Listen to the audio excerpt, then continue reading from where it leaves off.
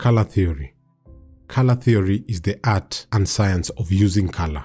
It describes how different colors relate to each other and how they look when they are combined.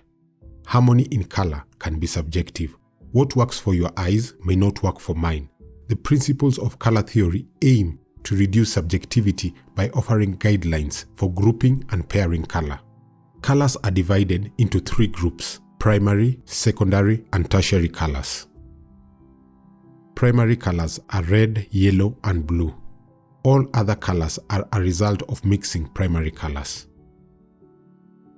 The secondary colors are purple, orange, and green. Each color is produced by mixing equal amounts of 2 primary colors. Blue and red make purple, yellow and red make orange, finally, blue and yellow make green. A tertiary color is made by mixing equal amounts of a primary color and a secondary color.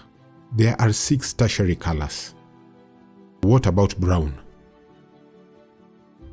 Brown does not appear on the color wheel, but is referred to as a tertiary or neutral color. It is made in a variety of different ways. However, 3 basic brown colors are made by mixing complementary colors: blue and a small amount of orange, red and a small amount of green, yellow and a small amount of purple. Let us talk about hue, saturation, and value.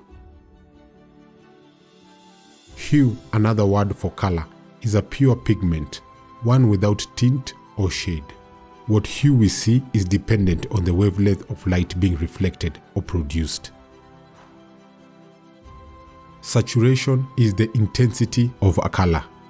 How saturated a hue appears also depends to a degree on the colors next to it.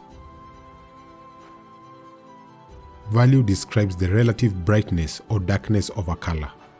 In other words, the relative degree of black or white mixed with a given hue. Let us look at how to pair and group colors. Analogous colors, also referred to as harmonious colors. They sit beside each other on the color wheel. These colors work well together and create an image that is pleasing to the eye. Here is an example. Similar colors are used to create a sense of harmony. The result is a warm and relaxed composition. A painting by Fu Jie. She uses colors that are next to each other on the color wheel, creating a harmonious look. Complementary colors, also referred to as opposite colors. They sit across from each other on the color wheel. When complementary colors are next to each other, a strong contrast is created. The colors appear more vivid and bright. Here is a painting that uses 2 complementary colors, green and red. Neutral tones of brown are used to create balance. In the next painting, the green lake complements the bright red of the mushroom, which is quite vivid. The artist also uses neutral colors. This allows for the viewer's eyes to rest. In this picture, we see a strong contrast between the orange building and the blue sky.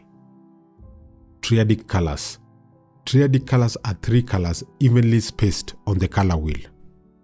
This combination creates bold, vibrant color palettes. Here we have a beautiful picture of an orange and purple starfish on a coral reef. A poster of the 2006 superhero film, Superman Returns. Triadic colors stand out on this poster: blue, red, and yellow. Color temperature.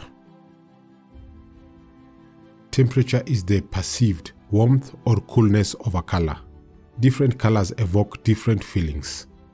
The color combinations found on a color wheel have a balance of warm and cool colors. Draw a line through the center of the wheel and you will separate warm colors from cool colors. Warm colors. Warm colors are the colors from red through to yellow. These colors are said to bring warmth like the sun. Warm colors tend to advance into the foreground of a composition. They are exciting and energetic and will catch the viewer's attention by drawing your eyes towards them. Cool colors. Cool colors are colors from green through to purple. These colors are said to bring coolness, like water. Cool colors recede into the background, meaning that they move away from the viewer. They are calming and relaxing. Neutral colors. These colors do not fall into the warm or cool category, such as black, white, and grey. Like denim, they pair well with most other colors. Neutral colors are great for balancing out a color palette and providing negative space in layouts. Earth tones like beige and some browns are also considered to be neutral colors. Color psychology.